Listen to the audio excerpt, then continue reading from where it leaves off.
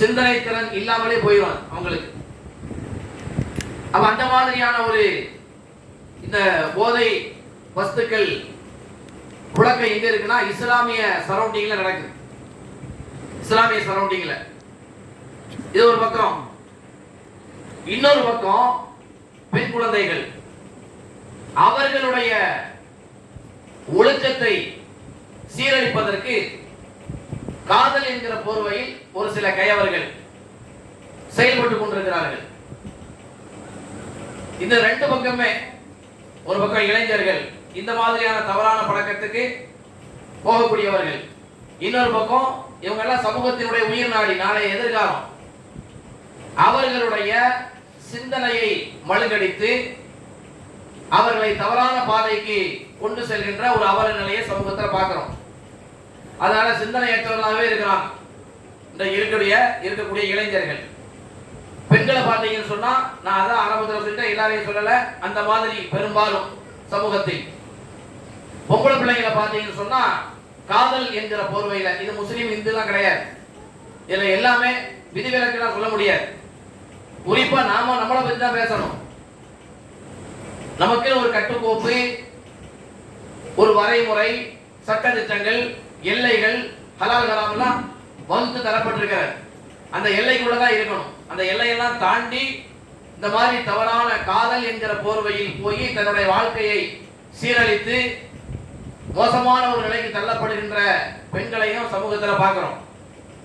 இந்த சமூக சீர்கேடுகள் அப்படி சொல்லி சொன்னா நிறைய சொல்லலாம், ஆண்கள் சைட்லையும் பெண்கள் சைட்லையும். ஆனால் நேரம் அதுக்கு பத்தாது, நமக்கு எல்லாம் தெரியாது. நம்ம பத்திரிகைகளை பார்க்கிறோம், நடைமுறையில அன்றாடம் நம்ம கேள்விப்படுறோம், என்னென்ன மாதிரியான விஷயங்கள்லாம் நடக்குதுங்கிறதெல்லாம் நமக்கு தெரியும். அது நம்ம சொல்லி தெரிய வேண்டிய அவசியம் இல்லை, அந்த அளவுக்கு விலாவரியா பேச வேண்டிய அவசியம் கிடையாது. என்ன செய்யறது? நாம இந்த வழி தவறுகின்ற இளைஞர்களையும் அந்த இளைஞர்களையும் சரியான பாதைக்கு கொண்டு வருவதற்கான வழி என்ன அப்படின்னு பார்க்கணும். அதற்கான தீர்வு என்ன? ஈஸி தான். இப்படி போறதுக்கான ஒரு காரணம், பல காரணங்களை சொல்லலாம். ஒரு பக்கம் இளைஞர்கள் இப்படி போறது, இன்னொரு பக்கம் இளைஞர்கள் இப்படி போறது. அதுக்கு நாம சொல்லக்கூடிய முழு முதற் காரணம் பெற்றோர்கள் தான். இந்த சமூக ஊடகங்கள், நண்பர்கள், இதெல்லாம் இரண்டாம் கட்டம். ஒவ்வொரு தாயும் தந்தையும் பொறுப்பு. அந்த பிள்ளைகளுடைய நடவடிக்கைகள் மோசமா போகுதுன்னு சொன்னா, தவறா அவங்க செயல்படுறாங்கன்னு சொன்னா, அதுக்கு அடிப்படை காரணியா இருப்பது ஒரு 80% பெற்றோர்கள் நம்ம சொல்லுவோம். பெற்றோர்கள் இதெல்லாம் கவனத்தில் கொள்ளணும். இப்ப பாருங்க, ஒரு விஷயத்தை நம்ம சமூக வலைதளங்கள்ல பார்த்தோம். அது எப்படிப்பட்ட ஒரு விஷயம் அப்படின்னு சொன்னா, அதுக்கு தான் ஆண்களும் பெண்களும் அடிமையாகி கிடைக்கிறாங்க. குறிப்பா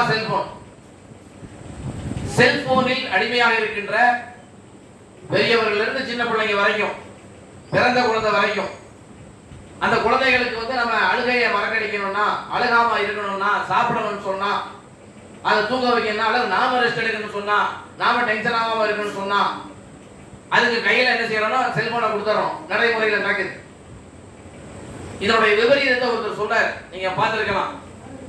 என்ன சொல்றாரு அப்படின்னா, இந்த பசங்களுடைய மூளை எந்த அளவுக்கு செயல்படாம போச்சு என்பதற்கு விதிவிலக்கு இல்லாம, ஒரு சில விதிவிலக்குகள் இருக்கும், மெஜாரிட்டி தான் நம்ம பேசுவோம். அவர் சொல்றாரு, இன்னும் ஒரு 50 வருஷத்துக்கு பிறகு, ஒரு 50 வருஷத்துக்கு பிறகு யாரும் யாரோடும் பேச மாட்டார்கள் அப்படி சொல்றாரு. பேச மாட்டாங்கன்னா என்ன அர்த்தம்? பேச தெரியாது. பக்கத்தில் உள்ளவங்கிட்ட பேச தெரியாது, என்ன பேசணும்னு தெரியாது அவங்களுக்கு. காரணம் செல்போன். உண்மை அதுதான். இன்னைக்கு இருக்கக்கூடிய பசங்க பெரிய ஆட்களை பார்த்தா சலாம் சொல்றது, நலம் விசாரிக்கிறது, வீட்டுக்கு சொந்தக்காரங்க வந்தாங்கன்னா சொந்தக்காரங்கள்ட்ட பேசுறது, அது பெரும்பாலும் இல்ல, காணும். மாமா வந்திருக்கிறதா என்ன கேட்டு, மாமா எனக்கு வெக்கமா இருக்கு அப்படிங்கிறான். சின்னப்பா வந்திருக்கிறாரா என்ன கேட்டா அப்படி, இல்லை நான் பேச மாட்டேன் அவர்கிட்ட, எனக்கு வெக்கமா இருக்குது, என்ன படிக்கிறேன்னு கேட்பாரு, எவ்வளவு மார்க்குன்னு கேட்பாரு. வரமாட்டேங்கிறாங்க. சில வீடுகளில் தனி ரூமை கொடுத்துறோம். நம்ம அந்த வீட்டுக்கு போனோம்னு சொன்னா, சொந்தக்காரங்க தான் வீட்டுக்கு போனா பிள்ளைங்கம்மா அது படிச்சுட்டு இருக்குது ரூம்ல. அது எப்பவும் படிச்சுட்டு தான் இருக்கு, புக்கு கையுமா தெரியும். சொந்த பந்தங்களை தாண்டி என்ன படிப்பு நம்ம கேட்கிறோம்.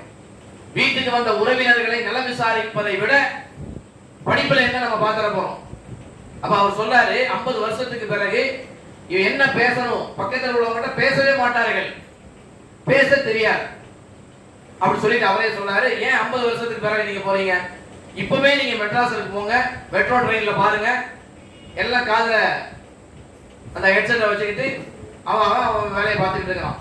பக்கத்தில் உள்ளவர்கள் யார், எந்த ஸ்டாப்ல இறங்குறாங்க என்பதே தெரியாது. அவன் பார்க்கிறது கிடையாது, புன்னகைக்கிறது கிடையாது, பேசுறது கிடையாது. ஒரு ஹெட்செட் எடுத்து காதுல வைப்பாங்க, சினிமா பாட்டை கேட்டுட்டு அவன் ஸ்டாப் வந்தாலும் இறங்கிட்டு அவன் வாட்டில் போயிடுவான் என்று அவர் சொல்றாரு. இது 50 வருஷத்துக்கு பிறகு நீங்க போக வேண்டாம், இப்பவே நடந்துகிட்டு இருக்குது அப்படின்னு அவர் சொல்றாரு. உண்மையும் அதுதான். நம்ம வீடுகளுக்கு போனா கூட செல்போன், எல்லாருக்கிட்டையும் செல்போன் இருக்குது, எல்லாரும் செல்போன் நோண்டிட்டு தான் இருக்கிறோம். பாப்பாவுக்கு ஒரு செல்போனு, உமாவுக்கு ஒரு செல்போனு, பிள்ளைகளுக்கு ஒண்ணு. அப்படி ஒரு அடிமைத்தனத்தை, டிஜிட்டல் அடிமைத்தனம் சொல்றாங்க. நோமோபோபியா அதுக்கு பேர். நோமோபோபியானா செல்போன்ல சார்ஜ் இருக்குதா இல்லைன்னா சார்ஜ் போடுறது, மெசேஜ் வருதா அப்படின்னு பாத்துக்கிறது, பக்கத்துல வச்சே தூங்குறது. செல்போன் இல்ல, நெட்வொர்க் இல்லைன்னு சொன்னா அது ஒரு என்ன செய்யறது? இதெல்லாம் கலந்ததுதான் இது சம்பந்தமான ஒரு பயம், அது ஒரு நோய். நோமோபோபியா. செல்போன் இல்லாத நிலைமை வந்தால் வருகின்ற அதிர்ச்சி, பயம், அதுக்கு நோமோபோபியாங்கிறாங்க. அந்த நோய்க்கு ஆளாயிருக்கிறாங்க, எல்லாருக்கும் இருக்குது. அப்ப இந்த மாதிரி அவங்க சொல்றாங்க. இது உதாரணத்துக்கு தான் நான் சொன்னேன். இப்ப நம்ம என்ன செய்யறது அப்படி சொன்னா, நம்ம குல்லுக்கும் ராயின் குல்லுக்கும் மஸ்ஊலுன் அன் ராயியத்திஹி, உங்கள ஒவ்வொருவரும் பொறுப்பாளிகள் தான். குறிப்பா பெற்றோர்கள் பொறுப்பாளிகள். உங்களுக்கு தரப்பட்டிருக்கின்ற பிள்ளை செல்வங்களை குறித்து அல்லாஹ் விசாரிப்பான். யஹபு லிமன் யஷாஉ இனாஸா வ யஹபு லிமன் யஷாஉ துக்கூர் வ யஸவ்விஜுஹும் துக்ரான வ இனாஸா. அல்லாஹ் சொல்றான், உங்களுக்கு பெண் குழந்தைகளை கிஃப்டா நம்ம கொடுத்துருக்காங்க அல்லாஹ். அவன் யாருக்கு நாடுறான் அவங்களுக்கு ஃபர்ஸ்ட் எடுத்த உடனே அதுல பொம்பளை பிள்ளைகள் உங்களெல்லாம் சிறப்பித்து சொன்னான் அல்லாஹ். ஃபர்ஸ்ட் பொம்பளை பிள்ளைங்க தான்ங்கறான், கிஃப்ட்ங்கறான், ஹிபாங்கறான், யஹபுங்கறான், வகாப். அல்லாஹ் தாராளமாக கொடை வள்ளல், அவன் அன்பளிப்பு தருபவன். குழந்தைகளை அன்பளிப்பாக தர்றேங்கிறான். ஃபர்ஸ்ட் பொம்பளை பிள்ளைகளை அன்பளிப்பா நம்ம கொடுக்குறோம். சில பேருக்கு ஆம்பளை பிள்ளைங்க அன்பளிப்பா கொடுக்குறோம், சில பேருக்கு ஆணையும் பெண்ணையும் சேர்த்து கொடுக்குறோம், சில பேருக்கு ரெண்டு பேருமே இல்லாம ஆக்கிறோம். இது நாம நம்முடைய அருக்குடைகள் உள்ளது அல்லாஹ் தஆலா சொல்லி காமிக்கிறான். அப்படிப்பட்ட கிஃப்ட எப்படி நம்ம பயன்படுத்த நினைச்சு பாருங்க. ஒருத்தர் நமக்கு ஒருத்தர் கிஃப்ட் தரான அன்பளிப்பு, அதுக்கு பேரே அன்பளிப்பு தான். அன்பின் வெளிப்பாடாக தருகின்ற ஒரு பரிசு. நம்ம மேல யார் அன்பு வச்சிருக்கிறாரோ அவர் நமக்கு ஒரு அன்பளிப்பு தருவார். நம்ம யார் மேல அன்பு வச்சிருக்கோம் அவங்களுக்கு நம்ம ஒரு கிஃப்ட கொடுப்போம். அப்படி தரப்பட்டிருக்கிற ஒரு பொருளை நம்ம எப்படி வச்சிருக்கோம் நினைச்சு பாருங்க. நமக்கு தரப்பட்டிருக்கின்ற ஒரு பொருள், நம்ம மேல அன்பு வச்சு பாசம் வச்சு ஒருத்தர் ஒரு பொருளை தர்றாரு, அல்லது நாம ஒருத்தர் மேல அன்பு வச்சு ஒரு பொருளை கொடுக்கிறோம். அந்த பொருளை எப்படி வச்சிருப்போம், எப்படி கவனமா கையாளுவோம் நினைச்சு பாருங்க. அதை யாருக்கும் கொடுக்க மாட்டோம். ஏன்னா இது எனக்கு என்னுடைய விருப்பத்துக்குரியவர் தந்தது. அதை நம்ம பெர்ஃபெக்ட்டா கையாளுவோம். இது எல்லாத்தையும் தாண்டியதான் பிள்ளைகள். அந்த பிள்ளைகளை நாம எப்படி வளர்க்கணும், ஆளாக்கணும். சிம்பிள் விஷயம்தான். அவர்களுக்கு கொடுக்க வேண்டிய கல்வியை கொடுக்கணும். அதுக்கு முன்னாடி முதல்ல அந்த கல்வியை பெற்றோரா இருக்கிற நாம கத்துக்கணும். நமக்கு விஷயம் தெரியுமா இல்லையா? அல்லாஹ் திருமறை குர்ஆன்ல லுக்மான் அலைஹிஸ்ஸலாத்து வஸலாம் அவங்கள பத்தி சொன்னான். அவர் தான் பிள்ளைக்கு செஞ்ச உபதேசங்களை லிஸ்ட் போடுறான் அல்லாஹ். அந்த லிஸ்ட்ல ஒன்னு என்ன? யா புனைய அகிமிஸ் ஸலா வஅமுர் பில் மஅரூஃப் வன்ஹி அனில் முன்கர் வஸ்பிர் அலா மா வன்ஹி அனில் முன்கர் வஸ்பிர் அலா மா அஸாபக் இன்ன ذلك மின் அஸ்மில் உமூர். அவர் சொல்றாரு, என் அருமை மகனே, பிள்ளைக்கு இது அவர் ஆண் அப்படி நினைச்சிட கூடாது, தாய்க்கும் பொருந்தாது, தந்தைக்கும் பொருந்தும். என் அருமை மகனே, நீ தொழுகையை நிலைநாட்டு, நன்மை ஏவு தீமையை தடு, பொறுமையாயிரி. அப்படின்னா என்ன? தொழுகையை நிலைநாட்டுனா யாரு தொழணும்னு சொல்லுவாங்க. யாரு தொழுகையாளியா இருக்கிறாரோ அவர் தான் தொழ சொல்ல முடியும். இன்னைக்கு நிறைய பசங்களை நம்ம கேட்கிறோம். நம்ம இந்த ஃபீல்ட்ல இருக்கிறதுனால பசங்களுக்கு நேற்று தான் நம்ம ஏரியால சம்மர் கிளாஸ் முடிஞ்சிச்சு. அந்த பசங்கள்கிட்ட ஃபஜ்ருக்கு மற்ற வக்தெல்லாம் தொழுதுருவாங்க. லோகருக்கு ஸ்கூல்ல இருப்பாங்க, அசருக்கு வீட்டில் வந்தா தொழுவாங்க, மகரிப் இஷாவுக்கு சில சமயங்கள் பள்ளிவாசல் வருவாங்க. அது ஒரு பக்கம் இருக்கணும். ஃபஜ்ர் ஏன்டா நீ ஃபஜ்ருக்கு வர மாட்டேங்கிற அப்படின்னு கேட்கிறோம்.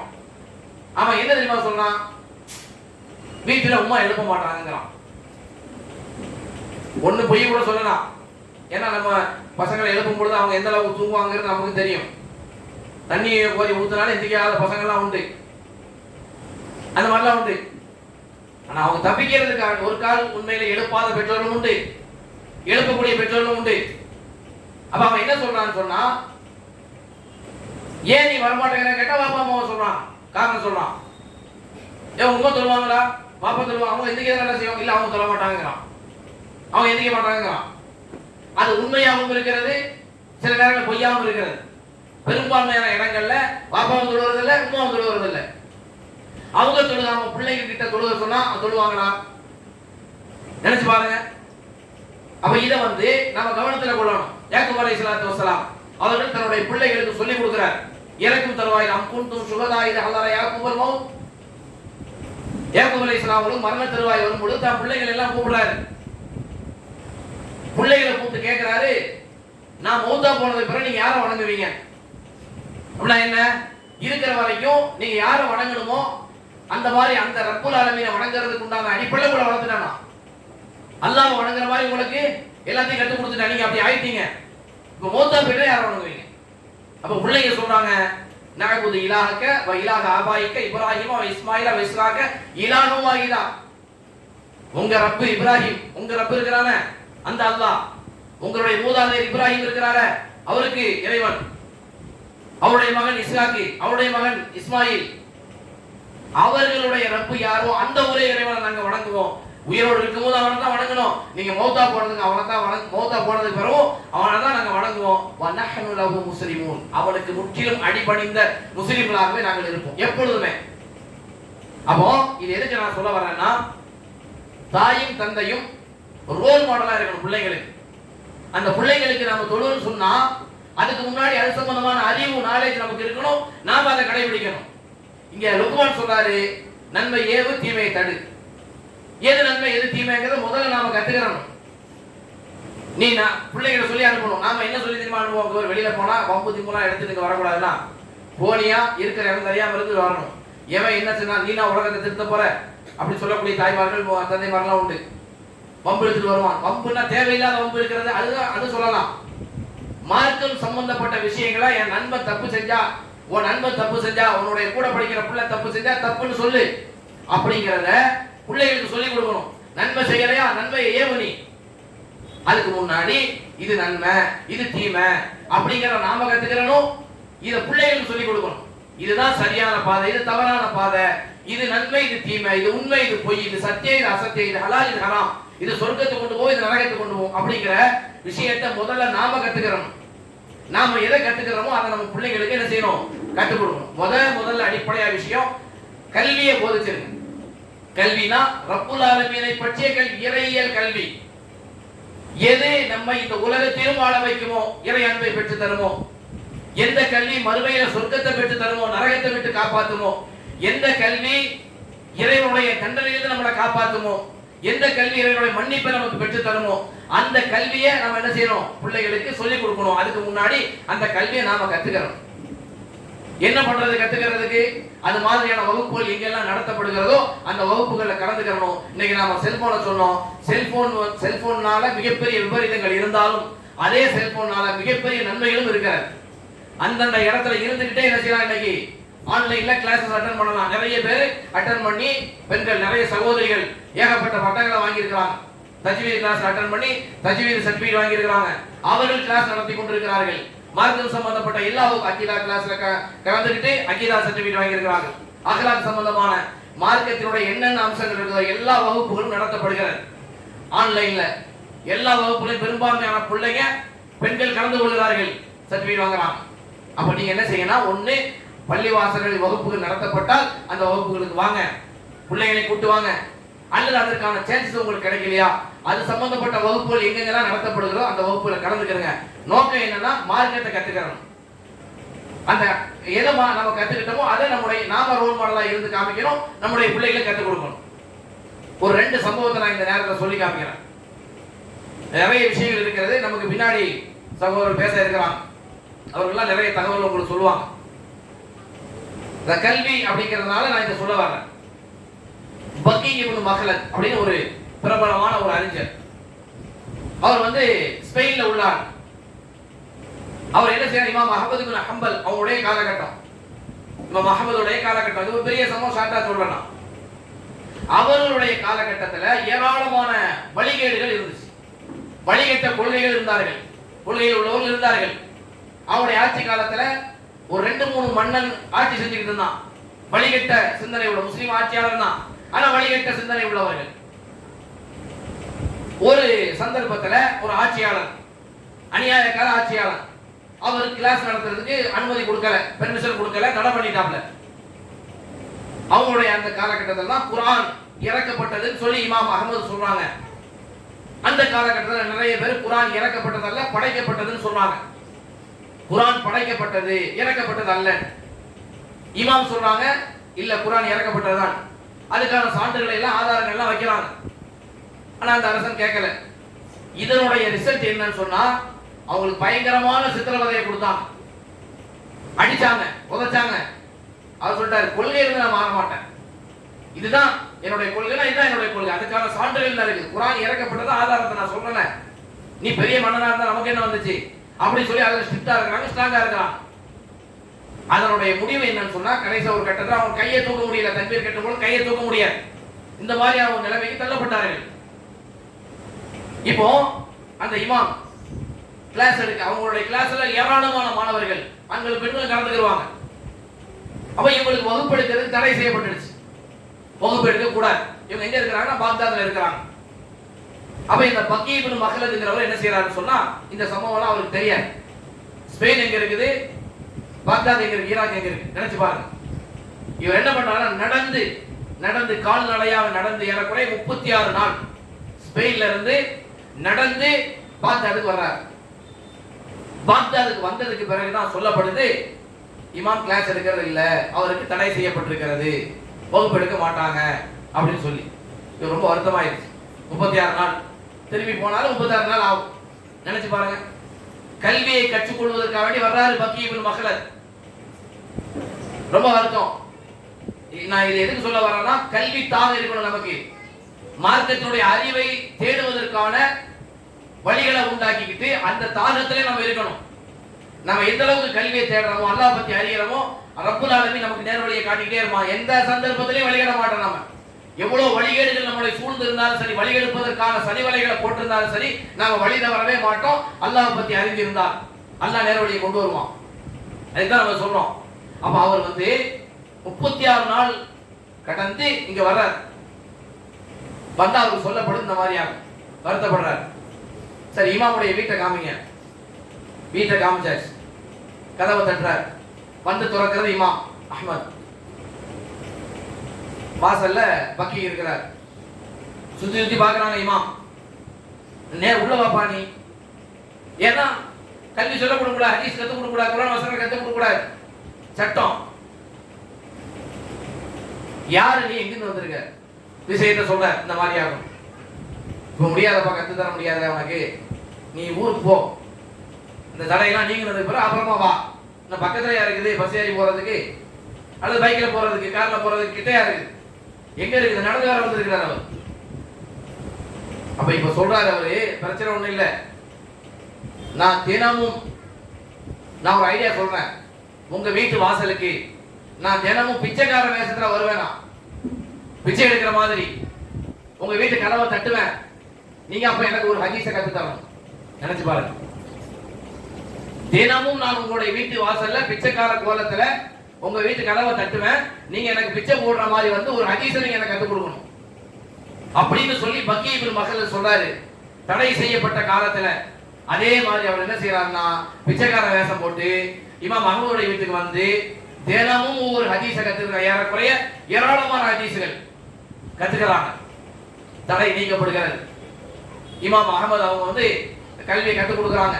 அடுத்தது நம்ம கொள்கை அடிப்படையில் உள்ள ஒரு ஆட்சியாளர் வருகிறார், இமாமுக்கு கல்வி கற்றுக் கொடுப்பதற்கான அனுமதி வழங்கப்படுகிறது. ஏராளமான மாணவர்கள் வந்து கத்துக்கிறாங்க. அப்போ இந்த பக்கீர் மஹ்ரஜ் அங்க போயிட்டு திரும்பி வர்றார். வரும் பொழுது இமாம் அகமது என்ன செய்யறாங்க, மற்ற மாணவர்களை எல்லாம் விளக்குறாங்க. விலைக்கு அவங்களுக்கு ஒரு தனி இடத்தை கொடுத்து அந்த இடத்துல உட்கார சொல்றாங்க. உட்கார சொல்லிட்டு மற்ற மாணவர்கள் சொல்றாங்க, உண்மையிலேயே தாலிபுல் இல்ம், கல்வியை தேடுகின்ற மாணவன் என்று ஒருத்தருக்கு நான் பட்டம் கொடுப்பதா இருந்தா என்ன இருக்கிறார் பக்கீர், இவருக்கு தான் நான் கொடுப்பேன். ஏன்னா தடை செய்யப்பட்ட நேரத்துல காலத்துல பிச்சை எடுக்கிற தோட்டத்துல வந்து கல்வி கத்துக்கிட்டார, இவருக்கு தான் நான் வந்து என்ன செய்வேன், தாலிபுல் இல்ம் என்கிற பட்டத்தை கொடுக்கறதா தான் இவருக்கு கொடுப்பேன் அப்படின்னு சொல்லி அவரை கண்ணியப்படுத்தினார்கள் என்ற வரலாறை நம்ம என்ன செய்யறோம், பார்க்கிறோம். நினைச்சு பாரு, அப்படி பிச்சை எடுக்கிற தோட்டத்துல வந்து கல்வி கத்துக்கிட்டு அந்த கல்வி தான் இன்னைக்கு நமக்கு வந்திருக்கு. இன்னைக்கு எல்லா வழிகளும் இருக்கு, கல்வி கற்றுக்கொள்வதற்கான எல்லா வாய்ப்புகளும் இருக்கிறது. கல்வி கல்வி கல்வி கல்விதான் முன்னேற்றம், கல்விதான் நம்மளை சீர்படுத்தும், கல்விதான் நம்ம இறைவனோடு தொடர்புல உண்டாக்கும். அதனால தான் ரசூலுல்லாஹ் அழகா சொன்னாங்க, மன் சலக தரீகன் யல்தமிசு ஃபீஹி இல்மன் சகரல்லாஹு பிஹி தரீகன் இலல் ஜன்னah. ஒருத்தர் கல்வி தேடி போறாரு, அவருக்கு அல்லாஹ் சொர்க்கத்துக்கு போறதுக்கான வழியை லேசாக்கி தருவான். அப்படின்னா என்ன, அந்த கல்வி நம்மளை எது சொர்க்கத்துக்கு கொண்டு போவோமோ அந்த வழியை காட்டி தரும், எது நரகத்துக்கு கொண்டு போவோமோ அதை குறித்து எச்சரிக்கை பண்ணும். கல்விதான் நம்மளை பண்படுத்தும். அதுதான் ரசூலுல்லாஹ் அப்படி சொல்றாங்க, சொர்க்கத்துக்கு போற வழியை அல்லாஹ் லேசாக்கி தருவான் கல்வி கத்துக்கிட்டான். இது ஒரு சம்பவம். இரண்டாவது, பெற்றோர்களா இருக்கிற நீங்க இந்த இதெல்லாம் சேர்த்து தான் நான் சொல்றேன், கல்வி கத்துக்கிறீங்க, மார்க்க அறிவை வளர்த்துக்கிறீங்க. அதுதான் உங்களை பண்படுத்தும், சீர்படுத்தும். எந்த சந்தர்ப்பம் எந்த சூழல் வந்தாலும், எவன் வந்து வழிகெடுக்க நினைச்சாலும், எந்த வழியில வந்து வழிகெடுக்க நினைச்சாலும் வழிகேட்டில் நம்ம போக மாட்டோம், வழி தவற மாட்டோம். கல்வி ஒன்று இருந்தா. ஏன்னா ஃபர்ஸ்ட் அல்லாஹ் தஆலா ஆதத்தை படைச்சிட்டு அவங்களுக்கு கொடுக்கறதே இல்லைதான், கல்வி தான் கொடுத்தான். வஅல்லம ஆதமல் அஸ்மா குல்லஹா, ஆதத்தை படைச்ச உடனே ஆதத்துக்கு அல்லாஹ் கொடுத்தது கல்வி. அல்லம ஆதமல் அஸ்மா குல்லஹா, என்னென்ன தேவையோ எல்லாவற்றையும் அல்லாஹ் கற்றுக் கொடுத்தான் ஆதத்துக்கு. நினைச்சு பாருங்க, ஃபர்ஸ்ட் அல்லாஹ் தஆலா பேனாவை தான் படைக்கிறான். பேனாவை படைச்சி உக்துப் அப்படிங்கிறான், எழுதுங்கிறான். அது கேக்குது, நான் என்ன எழுதுறது, எல்லாத்தையும் எழுது, எல்லாத்தையும் எழுது, கியாமத் நாள் வரைக்கும் சொர்க்க நாள் எல்லாத்தையும் எழுதுங்கிறான் தான். ஃபர்ஸ்ட் பேனா. கல்வியினுடைய முக்கியத்துவத்தை பார்த்தீங்கன்னா, நூன் வல் கலம், பேனாவின் மீது சத்தியமாகங்கிறான் தான். நம்முடைய தூதர் முகமது நபி ஸல்லல்லாஹு அலைஹி வஸல்லம் முதல்ல நபியா ஆகும் பொழுது அல்லாஹ் சொல்றான், இக்ரா, படிங்கிறான் தான், படிக்க சொல்றான். நினைச்சு பாருங்க, அர் ரஹ்மான் அல்லமல் குர்ஆன் அல்லமஹுல் பயான், அல்லாஹ் கத்து கொடுக்குறான், குர்ஆனை கத்து தர்றான். அந்த ரப்புல் ஆலமீனுடைய கல்வி தான் இன்னைக்கு நம்ம கிட்ட இருக்குது, கற்றுத்தரப்படுகிறது உலமாக்களால், ஆசிரியர்களால். அந்த கல்வியை நம்ம என்ன செய்யணும், கத்துக்கிறோம். அது ஒரு விஷயம். ஹிஷாம் இப்னு அம்மார் அப்படின்னு ஒரு மிகப்பெரிய ஒரு இமாம், அவர் என்ன செய்யறாருன்னு சொன்னா, அவங்க அந்த இமாமுடைய வாப்பா அந்த காலகட்டத்தில் தன்னுடைய வீட்டை வித்து ஒரு இமாம்கிட்ட போய் கல்வி கத்துக்கிறது அனுப்புறாங்க. அந்த இமாம் யாருன்னா இமாம் மாலிக், மதீனாவினுடைய தலை சிறந்த இமாம் மாலிக் ரஹிமஹுல்லாஹ் அலைஹி, ஹதீஸ் துறையில தேர்ச்சி பெற்றவங்க. அப்படிப்பட்ட இமாம் மாலிக்கு மதீனாவினுடைய அறிஞராக இருக்கிறாங்க, முஹத்திஸா இருக்கிறாங்க. அவர் என்ன சொல்றாருன்னா, நீ இப்போ நேரம் முதல்ல போய் ஹஜ் பண்ணு, ஹஜ்ஜை முடிச்சுட்டு நேரம் எங்க போகணும், இமாம் மாலிக்கிட்ட போய் ஹதீஸை கத்துக்கங்கிறாங்க. இவர் என்ன பண்றாருன்னு சொன்னா, அதே மாதிரி ஹஜ் முடிக்கிறாரு, பக்கம் போய் நேரம் மதீனாவுக்கு வர்றாரு. இமாம் மாலிக் இருக்கிறாங்க. இமாம் மாலிக்குடைய அவையில மாணவர்கள் கல்வியெல்லாம் கத்துக்கிட்டு இருக்கிறாங்க. ஒவ்வொரு பசங்கள்டையா கூப்பிட்டு உடனே சொல்லி கற்றுக் கொடுத்துட்டு இருக்கிறாரு. இப்போ இவர் ஹிஷாம் இப்னு அம்மார் அவருடைய ரோல் வருது. பாப்பாங்க, இக்ரா அப்படிங்கிறாங்க, படிக்க சொல்றாங்க. படிக்க மாட்டேங்கிறாரு. குர்ஆனை படிப்பா, குர்ஆன் வசனத்தை ஓது, படிக்க மாட்டேன். ஃபஹதீஸ்னி, நான் ஹதீஸை கத்துக்கு தான் வந்திருக்கிறேன், எனக்கு ஹதீஸை கற்றுக் கொடுங்க, ஹதீஸை கத்துக்கு தான் நான் வந்திருக்கிறேன். அவர் சொல்ல திரும்பி படிங்கிறார், குர்ஆனை படி. நான் எங்க வாப்பா வீட்டை விட்டு என்ன இங்க அனுப்பி விட்டது எதுக்குன்னா, உங்ககிட்ட ஹதீஸை கற்றுக்கொள்வதற்கு தான், குர்ஆனை படிக்கிறதுக்கு அல்ல. இப்போ படிச்சிருக்கலாம், இமாம் சொன்னாரு, ஆசிரியர் சொன்னாருன்னு படிச்சு விட்டுருக்கலாம் அவர் வசனத்தை, ஆனால் படிக்கல. திரும்பி இமாம் படிக்க சொன்னாரு, முடியாது, நான் ஹதீஸை தான் கற்றுக்க வந்திருக்கேன், ஹதீஸை கற்றுக் கொடுக்க எனக்கு. இமாம் கோவம் வருது. அங்கே ஒரு பையனை கூப்பிட்டு, வாப்பா, இந்த பையன் சொன்னா கேட்க மாட்டேங்கிறான், கூப்பிட்டு போய் 2 அடியை கொடுத்து கூட்டுவாங்க. அதே மாதிரி கூட்டிட்டு போய் என்ன செய்யறாங்க, 15 அடி, 2 அடி இல்ல 15 அடியை கொடுத்து கூட்டு வர்றாங்க. இந்த ஹிஷாம் இப்னு அம்மாருக்கு பயங்கரமான கோபம். உஸ்தாத் கிட்ட வந்தாச்சு. உஸ்தாத், இமாம், நீங்க எனக்கு அது வலம் தனி, எனக்கு நீங்க அநியாயம் வச்சுட்டீங்க. நான் எந்த தப்பும் பண்ணல. ஆனா நீங்க எனக்கு 15 அடி கொடுத்துட்டீங்க. நான் ஹதீஸ கத்துக்கு தான் வந்துருக்கேன் இவ்வளவு தூரம். 15 அடி நீங்க அடிச்சிட்டீங்க. இதுக்கு நான் பழி தீர்க்க வேண்டும். உங்களை பழிக்கு பழி வாங்கணும். அதுக்கு முன்னாடி சொன்னாரு, நீங்க 15 அடி அடிச்சிட்டீங்க. சரி, என்னப்பா பண்றது? அதுக்கு சொல்லு, ஏதாவது பழி தீர்க்கணும். பழி தீர்க்கணுமா? தீர்த்துக்கோ. என்ன தெரியுமா சொன்னாங்க? எனக்கு நீங்க 15 அடி கொடுத்ததுனால 15 ஹதீஸ கத்து கொடுக்கணும். நீங்க 15 ஹதீஸ். இமாம் என்ன செய்யறாரு? 15 ஹதீஸ். அவர் சிரிச்சாரு. திருப்பி நம்மளை அடிக்க சொல்லுவாங்க போல தெரியுது, நம்ம அடி வாங்க வேண்டியிருக்கும் போல தெரியுது. அவர் நினைச்சுக்கிட்டார் 15 ஹதீஸ் நீங்க கத்து கொடுக்கணும். 15 ஹதீஸை கத்து கொடுத்த பிறகு சொல்றாரு, இன்னும் கூட எக்ஸ்ட்ரா அடி கொடுத்துருக்க கூடாதா? நீங்க நிறைய ஹதீஸ் எனக்கு கிடைச்சிருக்குமே. இன்னைக்கு பிள்ளைங்களை அடிக்க முடியுமா? கண்டிஷன் பண்ண முடியுமா? எதையாவது சொன்னா சத்தம் போட்டா வீட்டில் போய் வாப்பா அம்மா கூப்பிட்டு நிற்கிறாங்க. அவரு இருக்கும் அப்படிதான். உன்னை பார்த்து ஒன்னு செய்யறாரு, திட்டிக்கிட்டு இருக்கிறாரு அப்படி சொல்லுவோம். அதெல்லாம் எல்லா பிள்ளைகளுக்கும் ஒன்றை மட்டும் திட்டுறாரு அவரு அப்படின்னு கேட்கிற பெற்றோர் உண்டு. ஏப்பா அவர் உன்னை திட்டினாரா, அடிச்சாரா? நீ ஏதாவது தப்பு பண்ணியிருப்ப, ஒழுங்கா படிச்சிருக்க மாட்டேன், அதனால அடிச்சாரு. இன்னைக்கு உஸ்தாத் போய் சொல்லணும். நான் சின்ன பிள்ளைல படிக்கும் பொழுதுலாம் தெரியும், பெரியவர் நீங்களா இருக்கிறீங்க, அஜரத்துல சொல்லுவாங்க, மதரசாவுக்கு போகலன்னா அங்க அஜரத் அடிப்பாரு. புரிஞ்சுங்களா? வீட்டில் இருந்தா உமா அப்பா அடிப்பாங்க. தரன்னு இழுத்துட்டு போவாங்க. தெருல ஓத வராத பசங்களை எல்லாம் இழுத்துட்டு போய் அங்க அஜரத்துல போய் சொல்லி, அஜரத்து எங்க அடிக்கிறீங்க, முட்டுக்கால கீழே அடிச்சு பிச்சு உதறிடுங்க, தோலை உரிச்சு தொங்க விடுங்க, படிக்கணும். அவன் நினைச்சு பாருங்க. இன்னைக்கு அவர் சொல்ல முடியுமா? இவர் எப்படி அடிப்பார், இவர் எப்படி அடிப்பாருன்னு சொன்னதுனால ஊர்ல அடி வாங்கி நிற்கான். அதானே? நினைச்சு பாருங்க. கண்டிஷன் பண்ண முடியல, இப்படி ஒரு மாதிரி முறைக்கிறான். நான் இங்க உங்களுக்கு சொல்ல, பொதுவாக சொல்றேன். நடைமுறையில பிள்ளைங்கள்ட்ட இதான் நான் இப்ப சொன்னது. எப்படி பேசணுங்கிறது தெரியல, என்ன பண்ணணும், அந்த அந்த நடைமுறை வாழ்க்கையில அடுத்தவங்களோடு எப்படி நடந்து கொள்வது, எப்படி சலாம் சொல்றது, என்ன பேசுறது, அந்த அணுகுமுறைகள் எல்லாம் பிள்ளைங்களுக்கு சொல்லிக் கொடுக்கணும். குறிப்பா உறவினர்கள் இருக்காங்களா இல்லையா, அவங்க வீட்டுக்கு கூட்டிட்டு போகணும், அவங்கள வீட்டுக்கு வர சொல்லணும். நம்ம என்ன நினைக்கிறோம், அவங்க வீட்டுக்கு வந்தா வேலை செய்யணும், எதுக்கு வர்றாங்க அப்படிங்கிற ஒரு எண்ணம் இருக்கிறது. அதனால யார் யார் வீட்டுக்கு போறதே கிடையாது. அப்போ நீங்க நல்லா நினைச்சு பாருங்க. அன்னைக்கு 15 அடி அடிக்கிறது விரும்பி இருக்கிறாங்க. அடிச்சதனுடைய வெளிப்பாடு 15 ஹதீஸை கத்திருக்கிறாங்க. எனவே அன்பிற்குரிய சகோதர சகோதரிகளை, சின்ன பசங்க நான் ஒன்று சொல்றேன், அடி அதாவது படிக்கணும். படிக்கணும்னா அடி விடும் சொல்லிருங்க. நீங்க அவன் படிக்கணும். நீங்க என்ன கொடுக்குறீங்களோ அதை அவன் படிச்சு சொல்லணும். வீட்டுல வந்து கேட்டா நான் அடிப்பேன், சொல்லலன்னா நீங்க கேட்டீங்க, நான் சொல்லலன்னா நீங்க அடிங்க. அடிக்கிறதுனா தருவரா அடிக்கிறது இல்ல. நம்ம அப்படி ஒரு பயம் இருக்கு. நம்ம ஏன்னா கஷ்டப்பட்டு தான் பிள்ளையை பெற்றிருக்கோம், எதையா அடிச்சு போட்டா என்ன பண்றது அப்படிங்கிற எண்ணத்துல நம்ம அடிக்கூடாதுங்கிறோம். அது ஒரு பாசத்தின் வெளிப்பாடு. அந்த பாசமே நாளைக்கு அவருடைய எதிர்காலத்தை கேள்விக்குறியாக்குது, பிள்ளைகளுடைய எதிர்காலத்தை கேள்விக்குறியாக்குது. எனவே இதை கவனத்தில் கொள்ளுங்க. இன்னும் ஒரே ஒரு விஷயத்தை நான் சொல்லி முடிச்சுக்கிறேன். இந்த கல்வி அப்படின்னு நம்ம சொல்றோமா இல்லையா, இந்த கல்வி எங்க கிடைக்கும், எதில் இருக்குது கல்வி? சத்தியம் அசத்தியம், உண்மை பொய், நேரான பாதை தவறான பாதை, சொர்க்கத்துக்கு போறது நரகத்துக்கு எங்க படிக்கணும்? மாஷா அல்லாஹ், குர்ஆன் சுன்னா. கல்வின்னு சொன்னா நமக்கு இருக்கிறது குர்ஆன் சுன்னா தான்.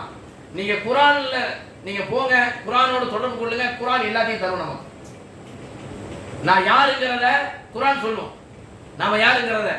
ஏன்னா அல்லாஹ் குர்ஆனை பத்தி சொல்லும் பொழுது மௌஇலாங்கறான், அது ஒரு உபதேசிங்கறான். குர்ஆன் உபதேசம் பண்ணும். ஏன்னா குர்ஆன் யாருக்குரியது? கலாமுல்லாஹ், அல்லாஹ்வுடைய வார்த்தை. அல்லாஹ் நம்மோடு பேசுகிறான். குர்ஆனோடு நாம தொடர்புல இருக்கும் பொழுது அந்த குர்ஆன்ல உள்ள அந்த வாசகங்கள் நம்மகிட்ட சொல்லும், நம்மகிட்ட பேசும். டேய், நீ ஆள் சரியில்லை, உன் என்ன சரியில்லை, நீ போகக்கூடிய ரூட் சரியில்லை, தவறான ரூட்ல நீ போய்கிட்டு இருக்கிற அப்படிங்கிற, நல்ல ரூட்ல போனா இதே ரூட்ல போயிட்டே இரு அப்படி சொல்லும். தவறான ரூட்னா சொல்லும். அதான் மௌஇலாங்கறான். இன்னொரு பக்கம் அல்லாஹ் சொல்றான் திக்ருங்கறான், நினைவூட்டும். நாம மறக்கக்கூடியவர்கள், மறந்துடுவோம். குர்ஆனை தொடர்பு வைக்கும் பொழுது அது நமக்கு நினைவூட்டிக்கிட்டே இருக்கும், சொல்லிக்கிட்டே இருக்கும், இப்படி இப்படின்னு சொல்லி ஞாபகப்படுத்திக்கிட்டே இருக்கும். அதே மாதிரி ஹுதாங்கறான், வழிகாட்டுங்கிறான், நேர் வழி காட்டும், சரியான பாதை ரூட்டு போட்டு காட்டும். அதனால கல்வியை கத்துக்கிறங்க. அந்த கல்வியை கற்றுக்கொள்வதற்கு அடிப்படை மூச்சுக்கண் எது? குர்ஆன். இந்த குர்ஆன்ல எல்லாமே இருக்கு. பொருளாதார சம்பந்தமா பார்க்கணுமா, பொருளாதாரத்தை குர்ஆன் சொல்கிறது, பேசுகிறது, அறிவியலை பேசுகிறது, விஞ்ஞானத்தை பேசுது, வியாபாரத்தை பேசுகிறது, குடும்ப வாழ்க்கையை பேசுது, ஆன்மீகத்தை பேசுது, அரசியலையும் பேசுது. உலக வாழ்க்கையை பேசுகிறது, ஆகிரத்தையும் பேசுகிறது, எல்லாவற்றையும் குர்ஆன் பேசுகிறது. நீங்க எந்த துறையில சாதிக்க நினைக்கிறோம் அத்தனை துறையையும் குர்ஆன் என்ன செய்கிறது, தருகிறது. இந்த துறையை வச்சுதான், இந்த குர்ஆனை வச்சுதான் பல துறைகளை கண்டுபிடிச்சிருக்கிறாங்க. ஆனா நாம குர்ஆனை விட்டுட்டு வேற வேற துறைகளுக்கு என்ன செஞ்சுட்டு இருக்கிறோம், போயிட்டு இருக்கிறோம். எனவே அன்பிற்குரிய சகோதர சகோதரிகளே, நாம சொன்ன விஷயங்களை கவனத்துல கொண்டுக்கிறோங்க. இன்ஷா அல்லாஹ் நாம சரியான பாதையில், நேரான பாதையில இருக்கணும். நம்முடைய எண்ணங்கள் செயல்பாடுகள் சரியா இருக்கணும். நாமளும் நல்லவங்களா இருக்கணும், நம்முடைய பிள்ளைகளும் நல்ல பிள்ளைகளா இருக்கணும், ஒழுக்கமுள்ளவர்களா இருக்கணும், ஈமானி அடிப்படையில் இருக்கணும், இறையச்சத்தின் அடிப்படையில் இருக்கணும், சாலியான பிள்ளைகளாக இருக்கணும், அல்லாஹ்வை பயப்படுகின்ற பிள்ளைகளாக இருக்கணும், சமூகத்துல மாற்றத்தை உண்டாக்குகின்ற, நல்ல மாற்றங்களை உண்டாக்குகின்ற பிள்ளைகளாக இருக்கணும். அதற்கு நாம நம்முடைய பங்களிப்பு மிக மிக முக்கியத்துவம் வாய்ந்த பங்களிப்பா இருக்கு. இதெல்லாம் கவனத்துல கூட இன்ஷா அல்லாஹ் என்ன விஷயங்கள் நம்ம சொன்னோமோ அந்த விஷயங்களை கேட்டு செயல்படுகின்ற நல்ல பாக்கியத்தை அல்லாஹ் உங்களுக்கு எனக்கு நந்தல் புரிவானாக. அஸ்ஸலாமு அலைக்கும். அர்கானுல் ஈமான் வகுப்பு ஒரு வருடமும் சிறப்பாக நடத்தி தந்த ஹாஜா ஃபிர்தௌசி அவர்களுக்கு ஜஸாக்கல்லாஹ் ஹைரா. அந்த வகுப்பில் அதிக நாட்கள் கலந்து கொண்ட பெண்களுக்கு பரிசு, முதல் பரிசு நிசா கபீர், மதிஹா பாத்திமா.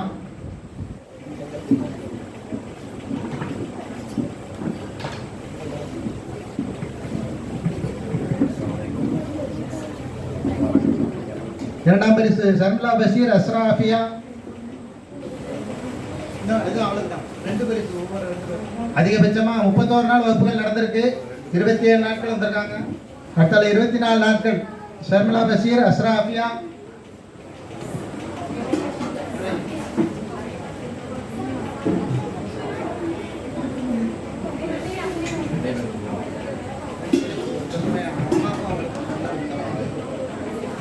மர்சுகா தாகிரா மஜித், மர்சுகா தாகிரா.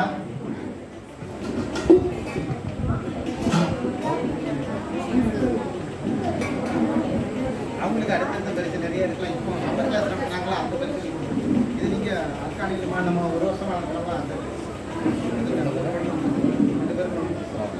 முதல் மூன்றாம் பரிசு 22 நாட்கள்.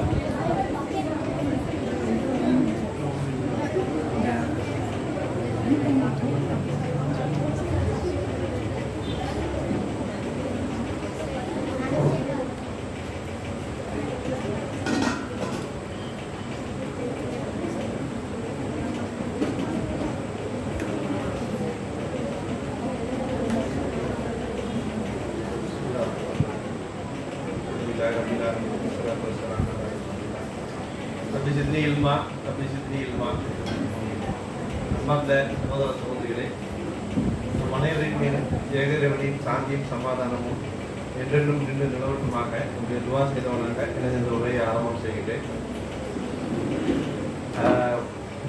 கடந்த ஒரு மாதமாக கோடைக்கால வகுப்புகள் நடந்து இன்றுடன் நிறைவு பெறுகிறது என்று சொன்னாங்க. அதற்கு பரிசு கொடுப்பதாக சொன்னாங்க. அந்த நிகழ்ச்சியில் நீங்கள் கலந்து கொள்ளணும் அப்படின்னு சொல்லி அழைப்பு கொடுத்துருந்தாங்க. அந்த அடிப்படையில் தான் நான் வந்திருந்தேன். ஆனால் நான் எந்த பேசணுங்கிற ஒரு தயாரிப்போடு நான் வரலை. நான் வந்த இடத்துல அவங்க வந்து ஒரு கொஞ்ச நேரமாக பேசுங்க அப்படிங்கிற மாதிரி சொன்னாங்க. அதனால் எனக்கு தெரிந்த ஒரு சில விஷயங்களை உங்களோட பகிர்ந்து கொள்ளலாம்னு சொல்லி நான் ஆசைப்படுறேன். ஏன்னா எனக்கு இப்போ வயது வந்து 40 தாண்டுது. என்னுடைய 40 வருட அனுபவத்தில் நான் வந்து என்ன கற்றுக்கிட்டேன் அப்படிங்கிறத உங்கள்கிட்ட பகிர்ந்துக்கலாம் அப்படின்னு சொல்லி நான் விரும்புகிறேன். எனக்கு முன்னால் ஒரு பெரிய பேச்சாளர் வந்து நிறைய விஷயங்கள் உங்கள்கிட்ட சொல்லிட்டு போயிருக்கிறாங்க. அதே மாதிரி எனக்கு அப்புறமும் ஒரு சிறந்த பேச்சாளர் பேசுறதுக்காக உங்களுக்கு காத்திருக்கிறாங்க. அதனால நான் அதிகமான நேரத்தை எடுத்துக்கிறதுக்கு விரும்பலை. மிக சுருக்கமாக நான் சொல்ல வந்த விஷயத்த உங்கள்கிட்ட சொல்லிடுறேன். இப்போ இந்த கோடைக்கால வகுப்புலையும் சரி, அதுக்கு முன்னாலேயும் சரி, கடந்த ஒரு வருடமாக வகுப்புகள் நடந்து வருவதாக வந்து சொன்னாங்க. இந்த ஒரு வருடத்துல அவங்க நம்மளுக்கு கற்றுக் கொடுக்க விரும்புனது அப்படிங்கிறது வந்து ஒரு கல்வி, ஒரு அறிவு. அதாவது இந்த உலகத்துல நீங்க வந்து எப்படி உங்களுடைய வாழ்க்கையை வந்து மேற்கொள்ளணும், நீங்க கற்றுக்கொள்ளக்கூடிய கல்வியை கொண்டு நீங்க இம்மையிலையும் எப்படி வெற்றி பெறணும், அதே மாதிரி மறுமையிலையும் எப்படி வெற்றி பெறணும் அப்படிங்கறது தான் வந்து அவங்க உங்களுக்கு கற்றுக் கொடுக்கறதுக்கு வந்து முயற்சி செஞ்சாங்க. அப்போ ஒரு மனிதன், ஒரு ஆணோ அல்லது ஒரு பெண்ணோ தன்னுடைய வாழ்க்கையில வெற்றி பெறுவதற்கு அப்படிங்கிறது கல்வி வந்து ரொம்ப முக்கியமானது. ஆனா கல்வி மட்டுமே முக்கியமானதா அப்படின்னு கேட்டா இல்ல. ஏன்னா வந்து கல்வி பெற்ற எல்லா மனிதர்களும் வெற்றி பெற்றிருக்கிறாங்களா அப்படின்னு பார்த்தா இல்ல. கல்வி பெற்ற எல்லா மனிதர்களும் வெற்றி பெற்றிருந்தாங்க அப்படின்னா இன்னைக்கு வந்து உலகம் வந்து இன்னும் எவ்வளவோ தூரம் வந்து முன்னேறி போயிருக்கும். ஆனா பெற்ற கல்வியை கொண்டு சரியாக பயனடைந்து வாழ்க்கையில் வெற்றி பெற்றவர்கள் அனைவரும் இல்லை. அதே மாதிரி வந்து திறமை இருக்கக்கூடிய எல்லா மனிதர்களும் வாழ்க்கையில வந்து வெற்றி பெற்று இருக்கிறாங்களா அப்படின்னு பார்த்தா அதுவும் கிடையாது. அதே மாதிரி வாய்ப்புகள் அமைந்த, சரியான வாய்ப்புகள் அமைந்த எல்லா மனிதர்களும் வாழ்க்கையில வெற்றி பெற்று இருக்கிறாங்களா அப்படின்னு பார்த்தா அதுவும் கிடையாது. அப்போ வாய்ப்புகள் அமைந்த, நல்ல திறமை உள்ள, கல்வியும் பெற்ற ஒரு மனிதன் எப்போ வந்து வாழ்க்கையில தோத்து போகிறான். ஏன்னா வந்து இப்போ உங்களுக்கு இந்த கோடைக்கால வகுப்புகள்ல நிறைய சொல்லி கொடுத்துருக்கிறாங்க அப்படிங்கிறதுனால எப்போ வந்து இந்த கல்வி பயனற்றதாக போகும் அப்படிங்கிறதையும் நம்ம சொல்லி கொடுக்கணும். நம்ம கல்வியை கற்றுட்டோம், அதை நம்ம வாழ்க்கையில எந்த முறையில நம்ம அதை பயன்படுத்தினா நம்மளுடைய வாழ்க்கைக்கு அது பயனுள்ளதாக அமையும் அப்படிங்கிறது வந்து ரொம்ப முக்கியம். அப்ப எப்ப மனிதன் வந்து தன்னுடைய வாழ்க்கையில இது எல்லாம் கிடைச்சதுக்கு அப்புறமும் தோத்து போகிறான் அப்படின்னா அவன்கிட்ட 2 விதமான பண்புகள் இல்லாத போது அவன் தோத்து போறான். ஒண்ணு செல்ஃப் டிசிப்ளின், இன்னொன்னு வந்து கன்சிஸ்டன்சி. அதை தமிழ்ல சொல்றதா இருந்தா சுய ஒழுக்கம். அதுக்கு அடுத்தது கன்சிஸ்டன்சி அப்படின்னா வந்து தொடர்ச்சியாக செய்வது. இந்த 2 பண்புகளும் வந்து ரொம்ப ரொம்ப அவசியமான ஒன்று. நம்மளுடைய வாழ்க்கையில வெற்றி பெறுவதற்கு இந்த சுய ஒழுக்கமும் செல்ஃப் டிசிப்ளினும் கன்சிஸ்டன்சியும் வந்து ரொம்ப ரொம்ப அவசியமான ஒன்று.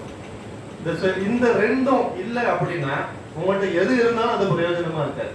உங்கள்கிட்ட எவ்வளவு திறமை இருந்தாலும், எவ்வளவு வாய்ப்புகள் கிடைச்சாலும், எவ்வளவு கல்வி கிடைச்சாலும், உங்கள்கிட்ட சுய ஒழுக்கமும் ஒரு விஷயத்தை தொடர்ச்சியா செய்யக்கூடிய பழக்கமும் இல்லை அப்படின்னா நீங்க வாழ்க்கையில எந்த நிலையையும் உங்களால அடையவே முடியாது.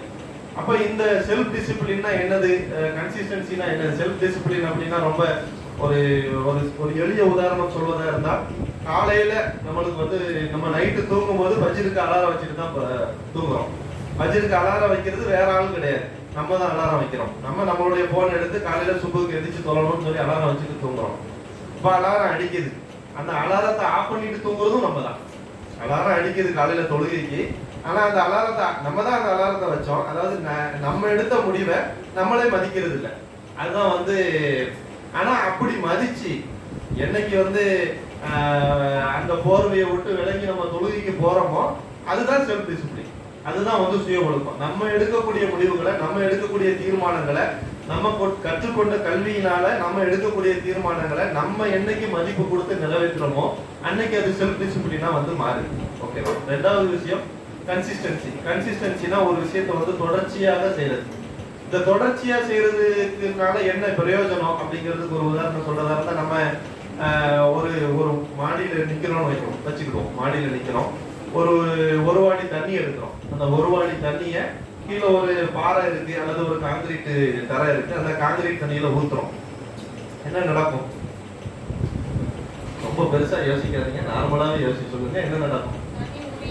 தண்ணி எல்லாம் கொட்டி வெளியே போகும், அப்படித்தானே? அதான் யதார்த்தம். அதனால அந்த காங்கிரீட் தரைக்கு ஏதாவது பாதிப்பு ஏற்படுமா? ஒரு பாதிப்பு ஏற்பட போறது கிடையாது, தண்ணி விலகி போயிடும். சரி, இது ஒரு ஏசி லைன் போதுன்னு வச்சுக்கோம். நம்ம நிறைய இடத்துல பார்த்துருப்போம், ஒரு ஏசி லைன் போது அந்த ஏசி லைன்ல இருந்து ஒரு சொட்டு தண்ணி விடுது. கிட்டத்தட்ட பல வருடங்களாக அந்த சொட்டு தண்ணி அந்த காங்கிரீட் தரையில விடுது. என்ன நடக்கும்?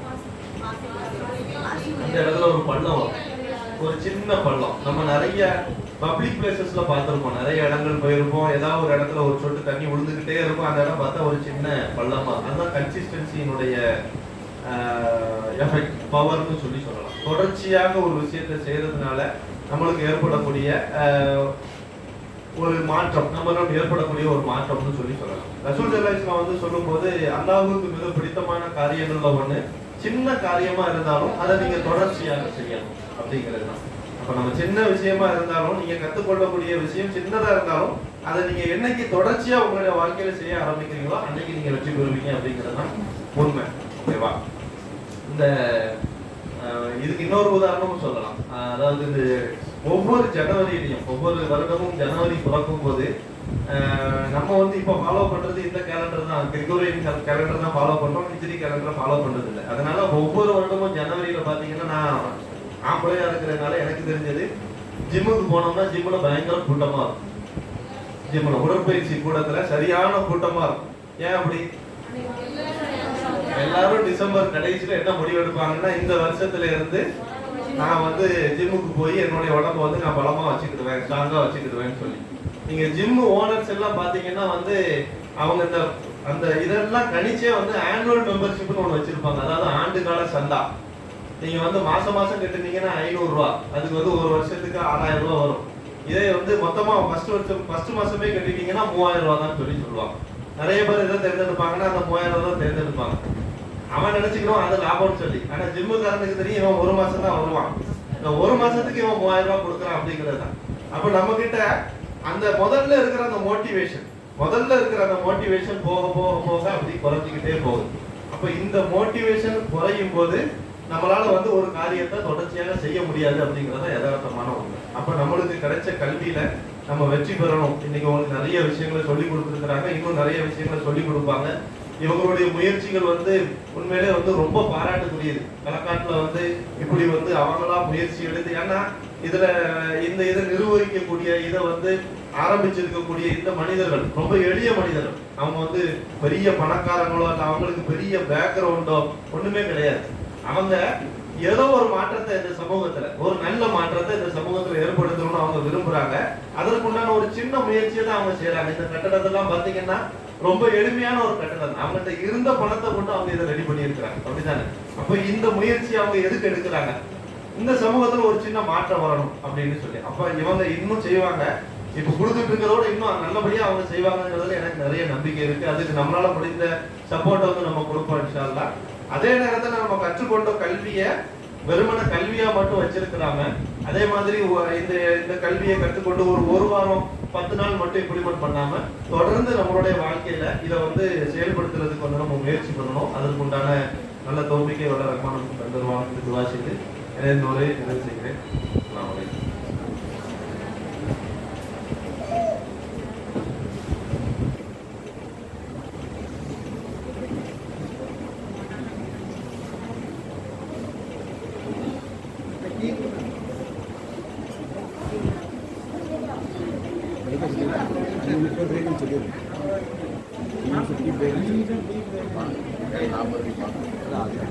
Ini